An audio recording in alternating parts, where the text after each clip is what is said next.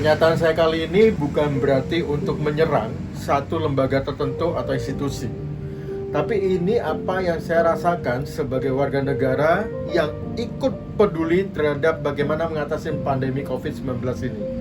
Kalau teman-teman beberapa saat yang lalu mendengar dari baik itu survei dari beberapa data luar negeri maupun di Indonesia dari lembaga survei tertentu yang menyatakan bahwa pandemi COVID-19 ini akan berakhir kemungkinan sekitar akhir Juni. Menurut saya pribadi, hal ini bisa berbahaya. Mengapa? Yang pertama, kita harus sadar bahwa jangan sampai kita masuk ke dalam perangkap halusinasi harapan. Apa yang dimaksud? Viktor Frankl sebagai salah satu seorang tahanan Holocaust, camp penganiayaan Nazi Jerman saat itu, dia lolos dan pernah menyatakan bahwa orang yang paling menjadi korban duluan saat itu adalah mereka-mereka yang memiliki satu optimis berlebih.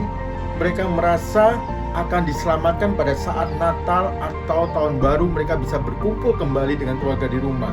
Dan pada saat itu tidak terjadi, harapan mereka habis. Harapan yang mati membuat kita akan berhenti dalam berjuang. Nah teman-teman, bangun terus harapan. Bukan berarti kita tidak boleh optimis, tapi kita harus didasari dengan sesuatu yang lebih real. Tuhan mempersiapkan kita, tidak tahu kita sampai berapa lama kita ke depan.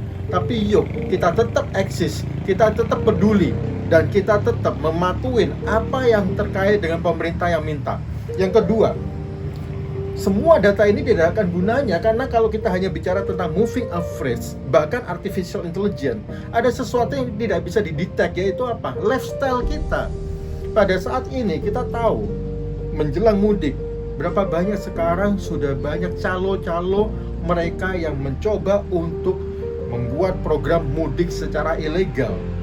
Indonesia negara yang berbeda dengan negara-negara beberapa yang lain. Kita negara kepulauan. Sangat mungkin dari satu sisi ke sisi yang lain data kita menyebar begitu banyaknya, bukan memusat. Dan yang ketiga, di dalam statistik atau pengukuran kualitas, kita tahu ada yang namanya measurement system analysis. Sebagai salah satu praktisi pun di sistem manajemen mutu internasional, saya melihat akurasi data itu sangat penting. Berapa persen kita percaya data-data semua itu sudah oke? Karena apa? Ada kemungkinan kesalahan yang namanya kesalahan guess repeatability dan reproducibility. Ini kesalahan pengukuran karena metode atau si pengukur sendiri, termasuk bagaimana menggunakan alat-alat rapid test ini. Segala kemungkinan bisa terjadi. Yang paling penting, jika datanya gigo, datanya garbage in, akan garbage out. Artinya apa? Semua data yang diolah salah, hasilnya akan salah.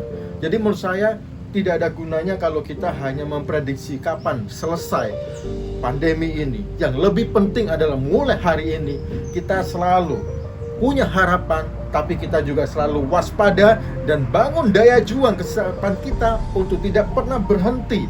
Dan dari sana justru pakai kita untuk dobrak batas diri. Saya yakin di dalam tengah-tengah pandemi ini kita semua justru akan mendapatkan sebuah pesan dari Sang Maha Sutradara, termasuk potensi Anda yang selama ini mungkin terpendam. Yuk bangkit itu dan selalu kita lawan terus virus corona.